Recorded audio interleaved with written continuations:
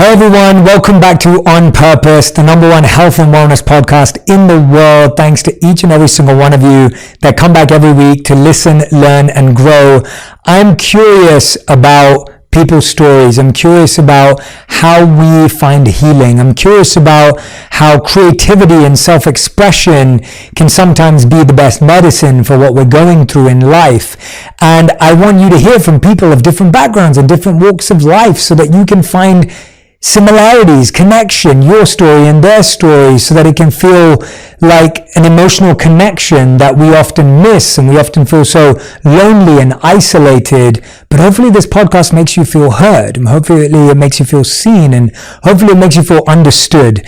Today's guest is none other than Noah Cyrus, who grabbed the reins in her own life during some of the most difficult moments, took control of it, and told her story like never before.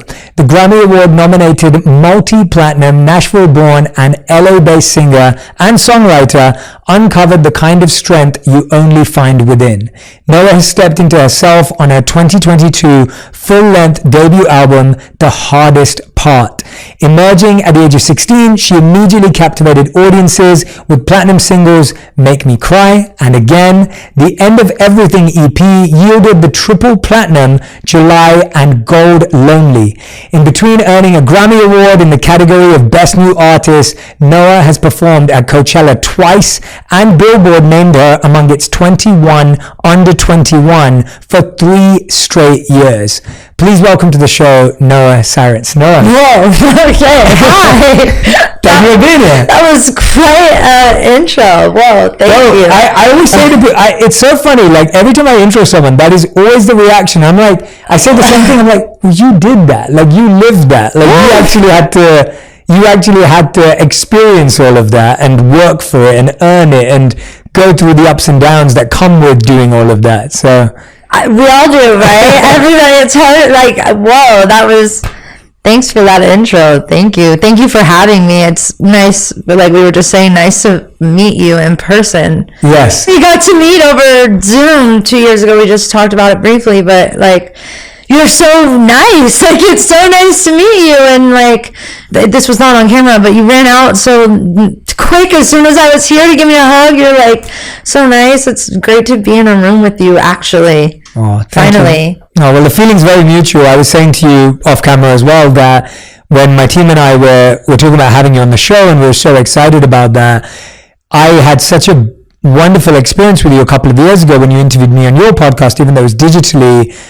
I just really felt like you were so great at talking about so many important, meaningful things, to give me a voice, to give me a platform. I felt so humbled and grateful. And same with you, like meeting you today, I'm like, this is so warm. Like you allowed me to just give you a big hug, and I was like, I don't know if I was going to wreck your makeup or your outfit. Oh my God, no, I was just like totally unconscious. I felt terrible. No, not even at all. I don't even whatever about that. I was so happy whenever I heard that your team had reached out for us to get in the room and talk. I know it took us a bit for us to schedule everything, but I'm so happy to finally be here with you. And also, like, the last time we spoke, I feel like I was in a much darker, different place, and I'm doing so much better now. So it's great to really be here and be present with you and get to really experience you and how great you are. Well, first of all, I want to congratulate you on that transformation and transition. I think that to acknowledge you even just saying that and how much work you've had to do to get there, to feel that way. And like I said to you, I had a positive experience with you even then. Thank you. And so I'm very grateful to experience you, as you said, in what you feel is the best version of yourself at the moment, which is so beautiful. And I loved a video I saw on your TikTok. Okay. Which is you and your dad. Okay. And it was so beautiful. And it was like, I think you said something like, you know, I wish these days never end. Yeah. Like, tell me about what was so special about that. I mean, just watching it, it was so joyful. And it was so special. Honestly, that's a common feeling I get whenever I'm with him or with my family. Honestly, with life in general, I just wish the days were longer. Oh, you've caught me on like an emotional day. So if I cry during this podcast, guys, this is like a normal thing for me, kind of. But that's just a common feeling I get, especially when I'm home in Nashville, just wishing I had more time. But that trip was great. I hadn't seen my dad in a long time. And lately I've been able to, since that TikTok actually, which was posted last year, I think, or earlier, early this year it had to have been, but it's an older TikTok. I've been able to see him much more frequently. But when I had been writing for this album, actually, the album's out on September 16th, and I had written about that specific feeling actually like a couple years ago, and it's actually the title track of my record, Hardest Part. And I wrote about that with my dad, because I just, growing up, he would be in Nashville, I would be in LA, or back and forth, and there was a lot of missing him. And I guess it's really no secret that my family had been going through hard times and within their marriage and things like that. And so there was a lot that was unsaid between us, and I wanted to write about it in my music, and my music is really an outlet for me and my emotions. And I don't know, we had a really beautiful day a few years ago, which wasn't when I made that TikTok, but I wrote about it in my record, just because I wish I could get more of those days, and there's just not enough time. And yeah. Yeah, no, it was beautiful to see. And yeah, now I think you pinned it. That's why. Yeah, it's not very new. Yeah. But the TikTok's old, but the song's about an even older story. But there was trends are cool like that with TikTok. I'll see something on TikTok and I'm like, oh, that actually really means something. Like, we should do that. And my friend Amari was like, you have to do this with your dad. I love that. It was so special. It was really joyful and special to watch. And speaking about what you're talking about, you've said that your goal is really, the current goal is to like really heal your inner child. And I think that's such a beautiful goal to have, first of all. And I think a lot of our community, a lot of our listeners have that same goal as well. I think we're all going through this experience of realizing that we've neglected our inner child. We haven't listened to that inner child. We haven't acknowledged it. How did you even discover that was a goal you had? Like, how did you even come to that point of acknowledging that was something you wanted to pursue? Identifying my emotions and what was causing a lot of my problems, and then making that connection to childhood was, first of all, the start. And with that, I probably wouldn't have even been able to make that connection had it not been for my therapist, and really, really, really trying with therapy. Because even I feel like when we spoke, I had a relationship with my therapist that I would kind of try to reschedule our sessions, and I wouldn't keep up with it, and I would fall behind. It's actually a lot of work to keep up with it, because some days you're going to feel really good, and for me, it's hard for me on those good days to want to keep up, or maybe I don't want to start feeling sad feelings or bring anything up, but it's actually really important to keep working. And so once I identified that, like, I had a lot of sadness involved with my inner child, and I had a lot I needed to heal, but I really, really owe that to therapy, and I really highly suggest just an outlet of being able to get your emotions out somewhere, regardless of what that outlet is for you. Yeah, I think that's beautifully said. And what were some of those emotions that you felt as a child, or that you experienced, that became so important for you to heal? Like, what were some of those experiences that stayed with you? One major one was self-love and body image, love and body dysmorphia. I developed that at such a young age, and it's been really hard for me to reframe my mind to be able to even look at my younger self and love that version of me.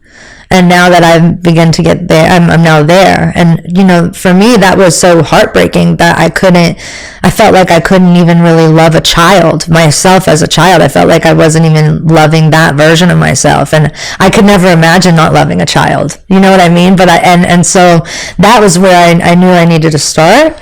And now, of course, I want to protect that version of myself so much, because I just see this fragile child who is like every child in the world that just needs love and to be cared for. And of course I have an amazing family, but there's just some things that especially, I mean, in my personal experience with body image, that just some things people just can't see, that people just can't feel, because it's your body, your mind, your eyes, and it's hard, and it feels like you're alone in those times, and in your brain it's just you in there with that inner voice, and it gets really dark, and it gets really lonely, especially, I mean, certainly in my experience. Yeah, and how does it feel when everyone around you is saying, oh, but you're beautiful, or you're this, or you're that? Like, walk us through a bit of that, because I think a lot of people have that challenge where, like, everyone's telling you you're great, but then there's still this voice inside of you that feels that way. What's been some of the work behind the scenes that you've been doing in therapy and for yourself to kind of get to that place of self-acceptance and self-love, as you said earlier?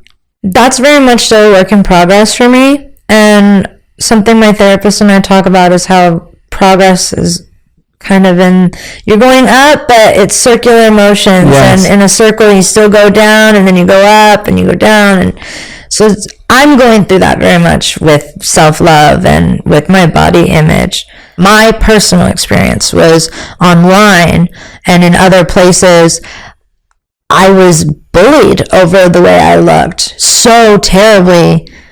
Like, the words that were used are still so scarring to me, where I'm almost embarrassed to bring it up or talk about it. Like, it was very traumatizing for me.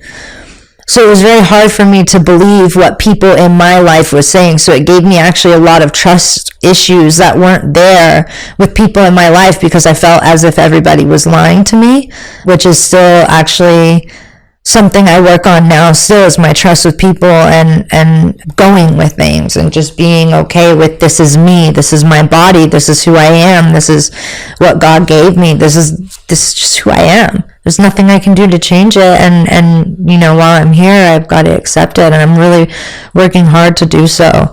It gives me comfort, if it gives anybody else comfort, that it gives me comfort that you tell me other people feel that way, when other people are saying, you are this, you are beautiful, you are that, because when you feel the opposite in your body and your mind and your soul, you're never going to hear it from anybody else.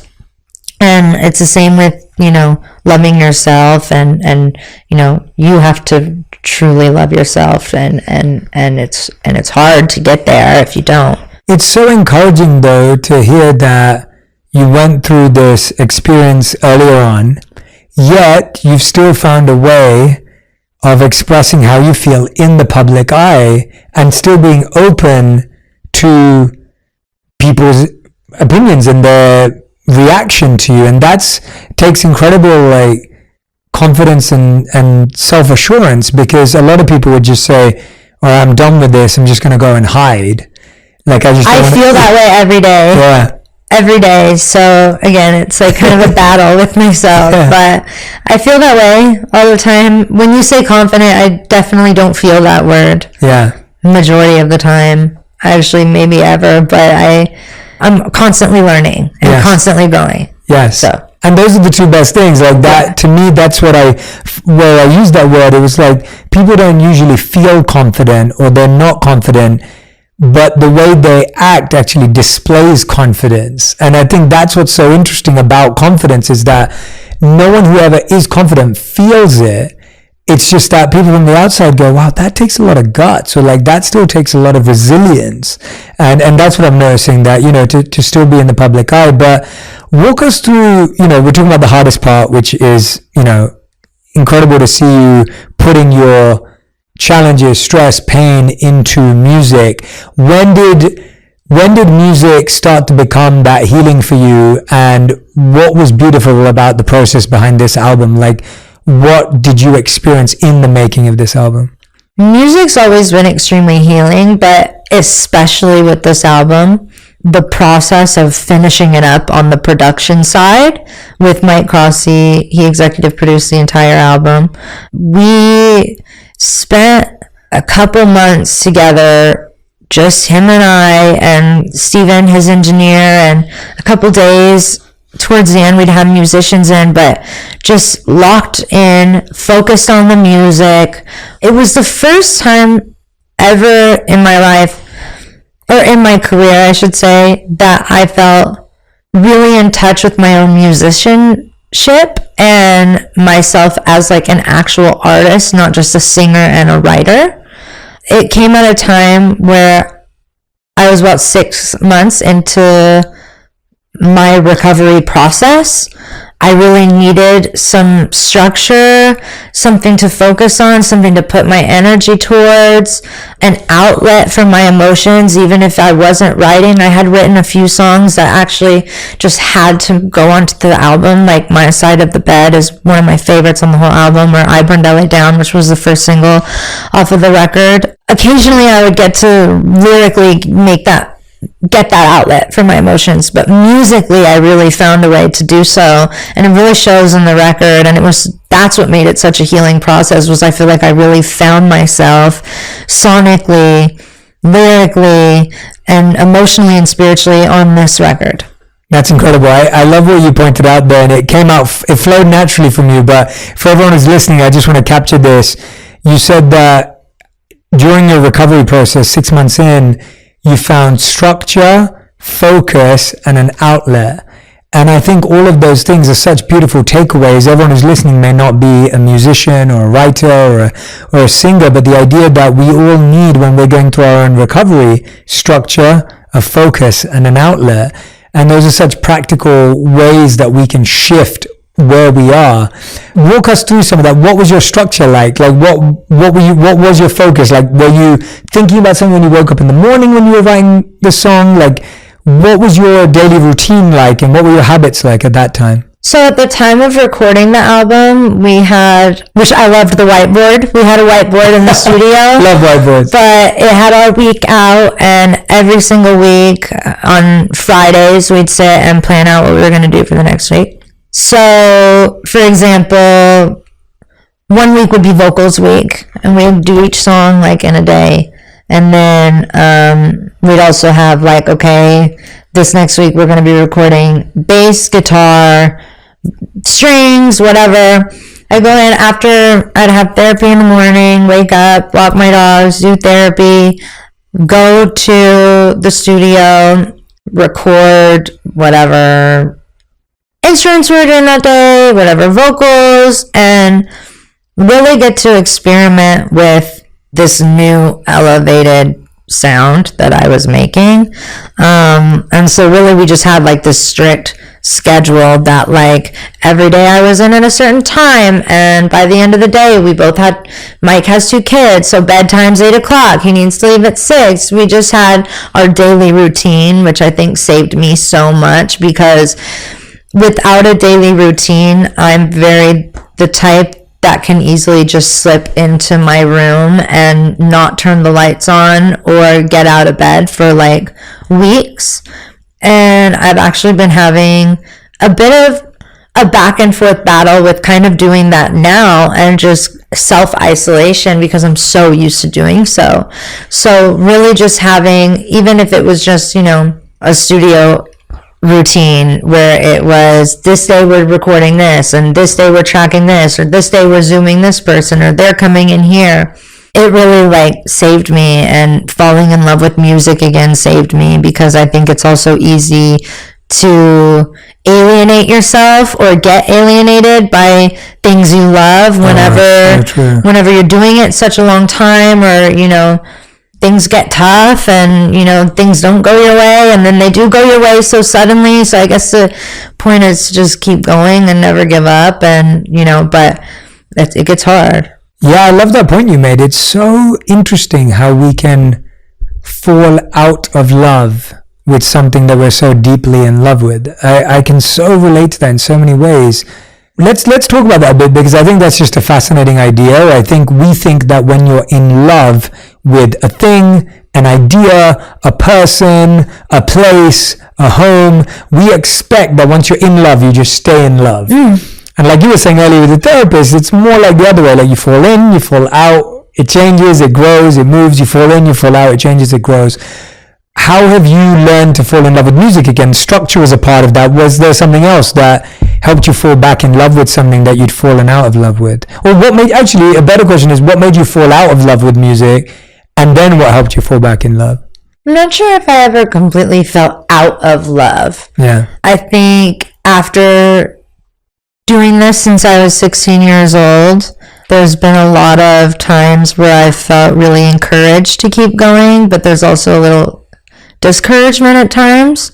It's hard whenever there's a lot of people in your ears and people wanting you to be a certain way and do a certain thing. And so I think for a long time, I didn't trust my own vision because I felt as if other people didn't either.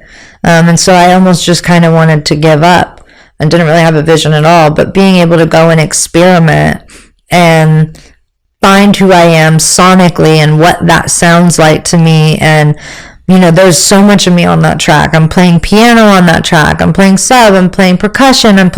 They're just, even if they were just little bits of sounds, like it was me and I was inside of it. All the instruments are live. I got to, you know, for so long, piano was my favorite instrument for so long, but now it's pedal steel. And, you know, and I've fallen in love with instruments again. And that ignited so much excitement for me. And it ignited so much excitement with the album campaign and performing and everything that comes with music and being able to experience what it's like once it's out of the studio. And so that really ignited a lot of excitement in me again. Yeah. And then again, the writing process was also amazing. A lot of it was painful at the time. A lot of it was maybe in bits and pieces and different timelines of where I was personally. But I think that's also what makes it special. The album definitely is very dynamic with the sounds and the instruments sonically. There's a lot of emotions, a lot of conversations. But to your point, really quick about the falling in and out of love, weirdly enough, Friday or tonight actually at 9 p.m.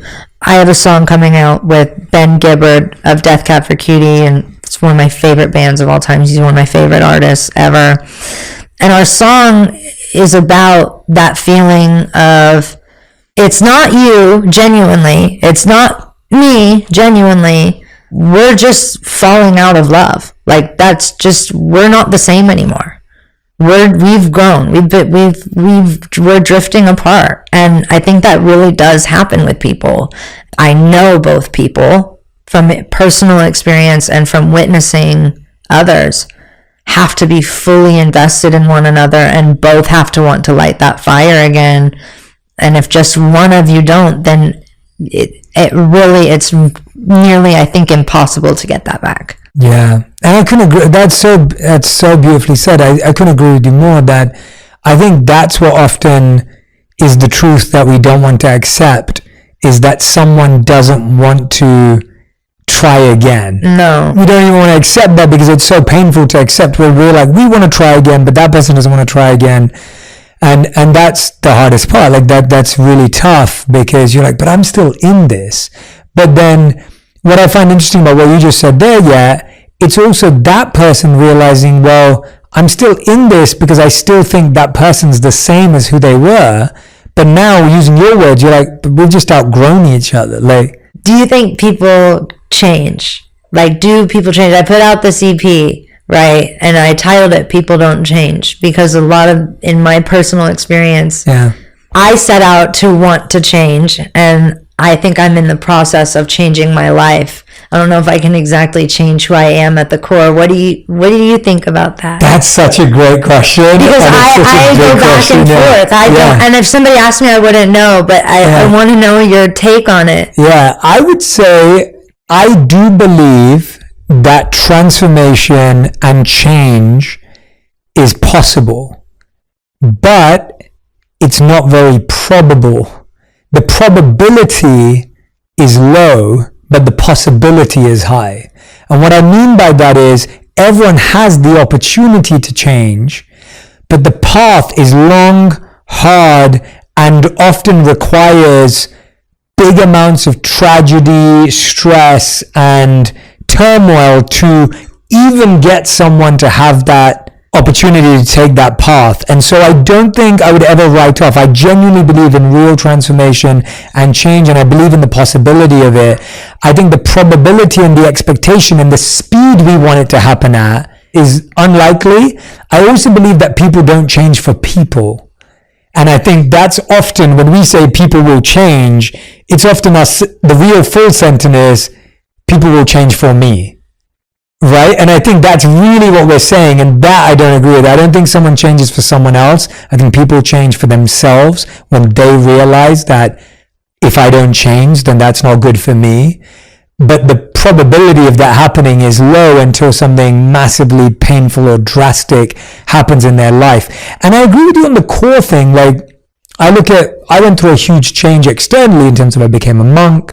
I left my time as a monk that I lived for 3 years in India, and then I lived the life I do today. But I'm still the same person I always was at the core. Like what you just said, like at the core, I'm the same person. I was raised by my mom. She told me to be polite. I like people. I'm kind. These are things I learned from my mom when I was a kid. And I'm still all those things. And I've grown, but I'm still the same person at the core. And so I think that I've seen amazing changes in people. I've seen people who've gone from doing the worst things to doing the best things. I've seen people go but the probability is not as high, and it won't happen for a person. So I don't know if that helps or answers your question. No, it does. Yeah. Yeah, because, I mean, it's kind of exactly how I feel about it too. But, good. Yeah, no, I mean, I agree. Like, and, you know, from experience of seeing that, I mean, even in positive ways, you don't have to look at it as a negative way, not losing yourself and who you are at the core. Like, I mean, I feel like I lost that for a long time, and in a positive way, I got it back. And again, that was a lot to do with who I am and who I was as a younger child. Yeah. Because I also felt that change and shift in myself at such a young age. I mean, I still look at 17 and 18 years old as a child to me, and very, absolutely. Very young, and lived on my own at 17 and thought I had the whole thing figured out. And, you know, very quickly after, everything shifted very drastically. And, you know, until I was maybe just a year ago, I started feeling like who I was when I put my very first single out. Maybe even way, way, way before.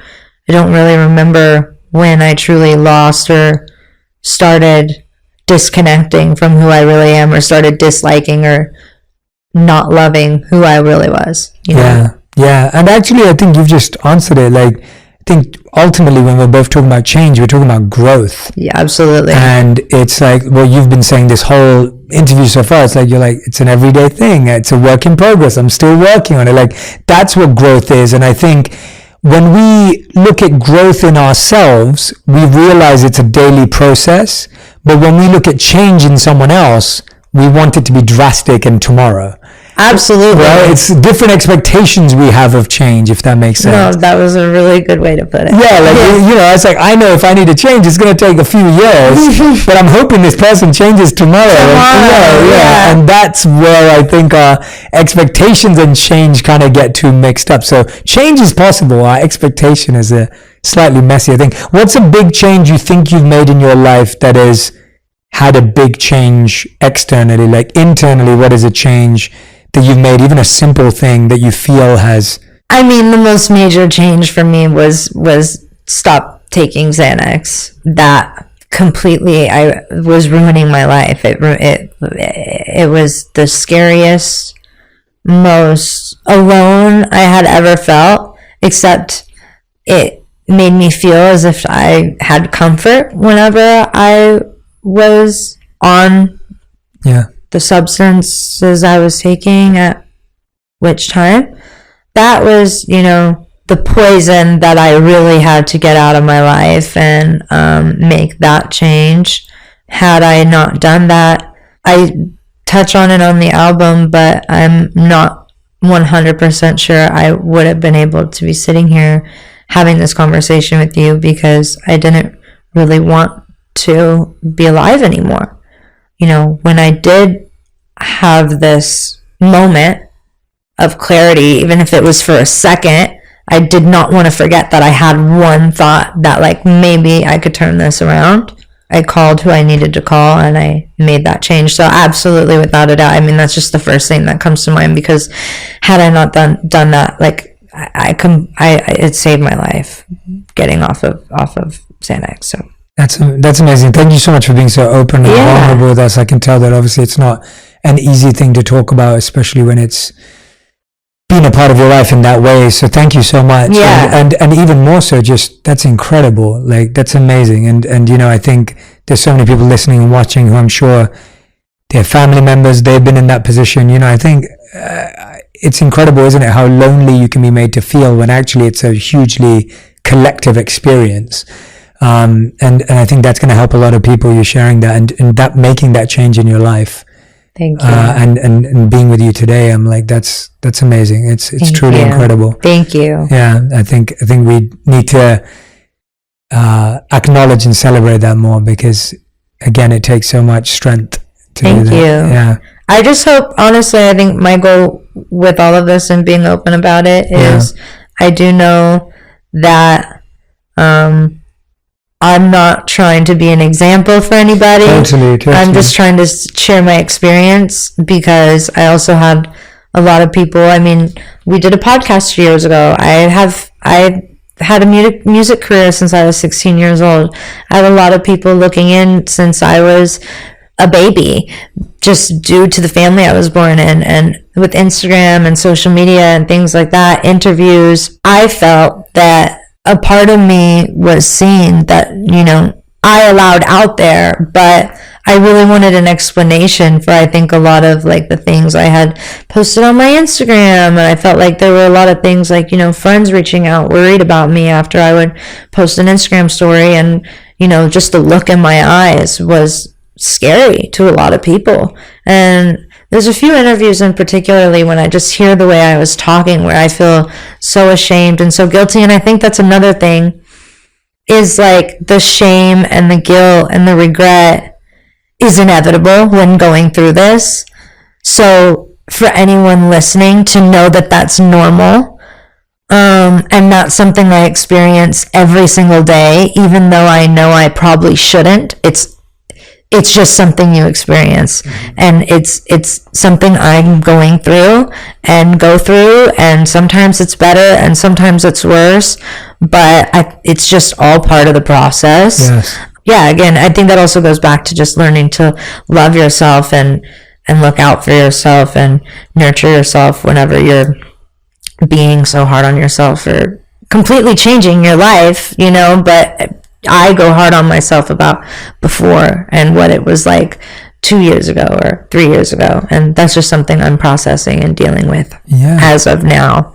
Yeah. And I think that's, I love what you said, that it's not about being an example. It's just encouraging to hear that it's what you go through. I think it's so interesting that every day we feel hot and we feel cold and we feel maybe sweaty. We feel really cold, we feel like we're freezing, like we go through so many different body changes every day, and we would never judge ourselves for that. We wouldn't be like, oh, I'm the worst, I should have worn a longer sleeve t-shirt. Like, you just go and put a sweater on or whatever.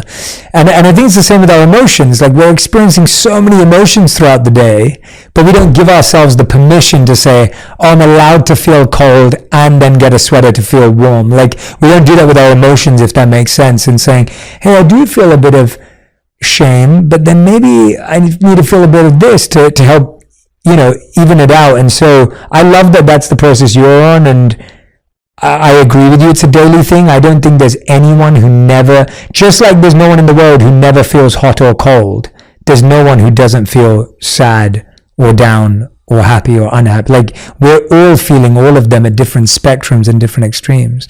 So learning our own patterns and learning our own thoughts is pretty much, you know, what we all need to focus on. So I wanted to pick something that, this was a lyric from I Burned LA Down, and you said, and obviously it's about feeling like you have to burn LA down to get someone you're dating's attention, but this was the lyric that I thought was really beautiful. I can't sing, so please do not expect anything. I'm just going to read it out. Okay. I waste my breath on a prayer, you don't care. I was never part of the plan. You can't make a god of somebody who's not even half a decent man. Like, that lyric is just... It's a pretty cold lyric, yeah. But it's also just like a very raw emotion, and I thought it was it's cold, but it's poetically put together. So it's powerful, and I think a lot of people could relate to that. I think that I wanted to pick a few moments, if you don't mind, of it, of that lyric. You can't make a god of somebody. I find that such an interesting concept. I think so many of us are looking for God in the people we idolize, the people we follow, the sports teams, the musicians, the actors, the even parents and people in our lives. Like, we're all looking for that God figure in so many ways. And, you know, you rightly say in that lyric, you can't make a god of somebody. Like, where did that come from? I wanted to hear that idea because I thought that was a really powerful concept. My poetic way of always just completely falling into people and how much I completely rely and give myself to people. I think obviously I've been very open that it's been hard to rely on myself in the past. I always looked in that for in other people. At the time, especially of COVID and everybody's isolation, it was just me and that one other person. And so my entire life revolved around that one other person every single day, whether they were happy, they were sad, if they were comfortable, uncomfortable, if they were mad or not mad, if they loved me or didn't love me. My entire life revolved around somebody else. I've definitely done that in the past. And like you said, again, people with are like that can be with many different things. It's finding the right things to do that with. And with me, it was my album and worshiping music and actually finding myself and who I am and loving myself. But that was where that lyric came from. It's just, it felt like worship, the way that I admired this person.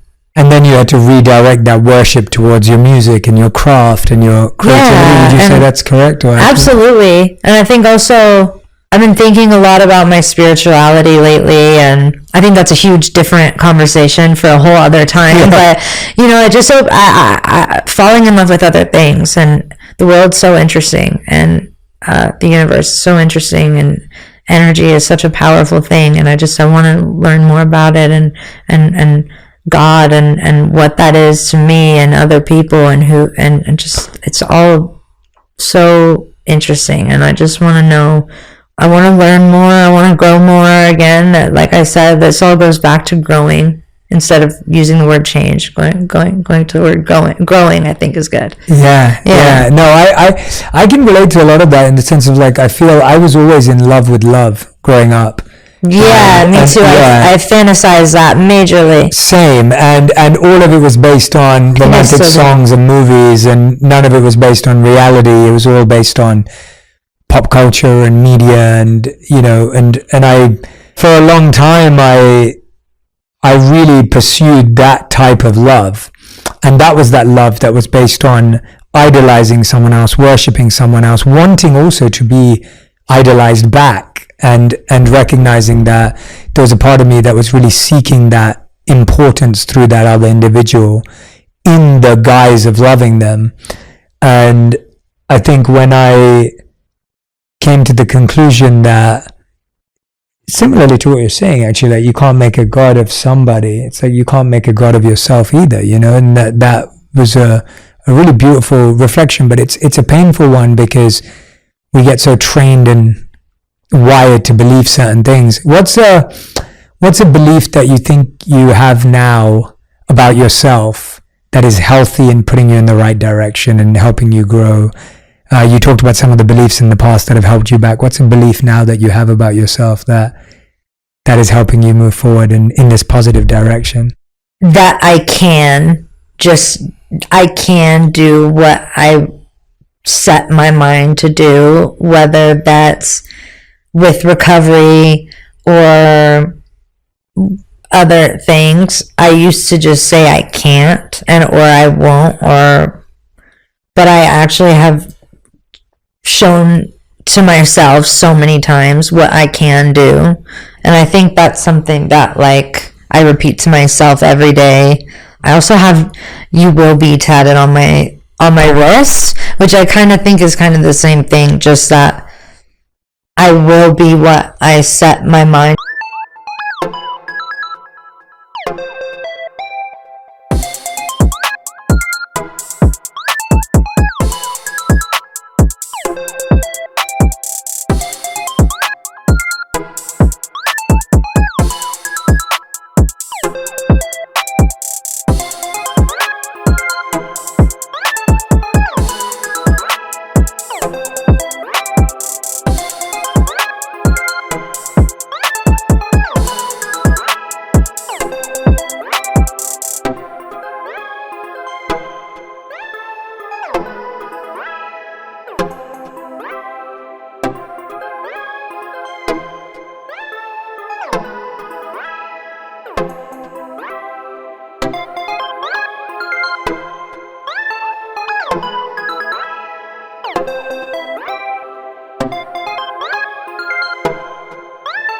to, or what I set my goals to, or who I want to become, or who I want to work on being. And I hope that's kind of enough. It's just that I have so much doubt in myself, and that's something that has held me back for so long. So I think knowing that and believing that truly and to my core is new for me, and something I can truly honestly say I feel about myself. I also have a hard time, even when you say that, like, back to the confidence thing, I sound like I really believe in myself, but at the same time I have battles where I actually have a hard time doing so. Totally. Or saying kind things about myself, or so it's kind of a hard battle. So that was kind of the first thing that came to mind. I thought it was a beautiful answer, because I'm like, isn't that just such a great thought to repeat, that if I want to change something, I can. Like, I can with this journey I'm going through therapy, this journey I'm going through recovery. Like, that's such an empowering thought. And I think it's so amazing how we quickly believe negative thoughts about ourselves, but we doubt the positive thoughts. And it's like every day, if I told myself, which I have at times, like, I'm not good enough, I'm not good enough, I'm not good enough, I don't ever question that thought. I'm so cool with accepting that that's just the truth. And I don't think about whether I say it every day or not. I just keep saying it. Whereas when I say I can, then we're like, oh, wait, did I say that too early? Maybe I don't believe it. And so I actually love that was your answer, because I think that is the beginning of all change and growth, is saying I can do anything I put my mind to, and I have control over what I put my mind to. And so I actually think it's a really great answer, and I'm hoping that everyone who's listening to that can start making that shift in their life. I had a mentor who'd always repeat Napoleon Hill to me. And so he'd always say to me, you become what you think about. And he'd get me to repeat it. He'd be like, keep saying that. You become what you think about. You become what you think about. And then he'd catch me off guard randomly when he'd see me, and he'd look at me and be like, Jay, what are you thinking about? I'd be like, nothing. And he goes, well, you become what you think about. So what, you're going to become nothing? Like, and he just play with that. And then I was like, oh, interesting. What am I thinking about? What do I obsess over? Like, what do I keep repeating in my mind? And it was just something as simple as that started me to be like, okay, well, I'm thinking about my purpose. I'm thinking about my service. I'm thinking about how to have an impact in the world. And then I just started to see my life change. And it is that simple in the beginning. And so I actually think that was a beautiful answer. So thank you for sharing it. Yeah. Noah, I could honestly, and I hope I do get to have that conversation with you another time. As you said, there's a whole separate conversation around spirituality, discovery, but we end every episode with a new segment that we started recently, which I love, called The Many Sides to Us. Okay. And this is where you're using words or phrases to talk about yourself through different perspectives. So I'm going to ask you the questions, and you can answer them. So the first one is, what's a word or phrase that someone would say about you meeting you for the first time now, today? I don't know. I think this is hard. Can I give you one? Yes, you give me one, because I can't. So I met you today for the first time in person, and the word that came to my mind was sincere. Okay. Really sincere. Okay. You were so sincere and genuine in your initial words to me and what we were talking about when you first came in, and there was just so much sincerity and genuineness there. So that's how I think you come across. Okay, all right, thank you. I did that for you. So thank you. That's good. I'm hopefully not going to have a hard time with this. I don't. The rest will be easy. What is a word that you use that someone would describe you that knows you well? Or a word or a phrase that somebody knows you really deeply would use to describe you? Sensitive. Yeah, sensitive. In good and bad ways. Yeah. I think sensitive can be taken as like a bad thing. Absolutely. But it's actually, I'm a very sensitive person, and I think the person I'm thinking of would be my mom. If you were to, and I think that was my mom telling me that. I'm very sensitive. I love though that what you've been doing today, you've done it twice now. It's like you're always looking at how each quality and value can actually be negative but also positive. Like, it can be healthy too. Yeah. And I think often, like you said, like our initial, sensitive, people are so sensitive. And it's like, well, no. Being sensitive can actually be one of the healthiest things. Yeah. So I love that. It gives you a lot of compassion towards other people as well. It's Not like how you said, like, oh, you're so sensitive. You know, actually, I'll take it the wrong way sometimes. So, but what do you mean? So I think maybe if my mom had said that on a different day, I probably would have taken it the wrong way. All right. Question number 3. What's a word or phrase you'd use to describe yourself? Sensitive. I'm very loving towards other people and other things, and like so.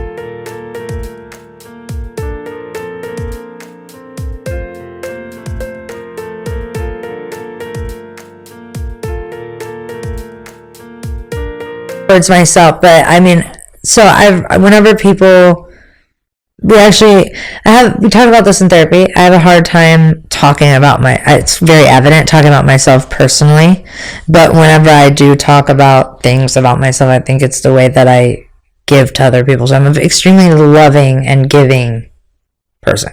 Thank you for having the courage to compliment yourself. I love it. Yeah. No, that's great. I love that. That's a great answer. All right, last 2 questions. What's a word or phrase you'd use to describe the hardest part of the album? Honest is such a vague answer. But I mean, it's just extremely honest and open, and it touches on so many parts of my life. Like I said, in so many different situations. I also use the word personal a lot too, just because literally the first song on my album is called Noah. And so I think in a way, I was nervous at first, like, how are people going to hear this and make it relate to themselves? But I think honestly, by being so honest is where people will be like, oh, I actually do feel that too. Because if you're not, then other people aren't going to be able to relate to.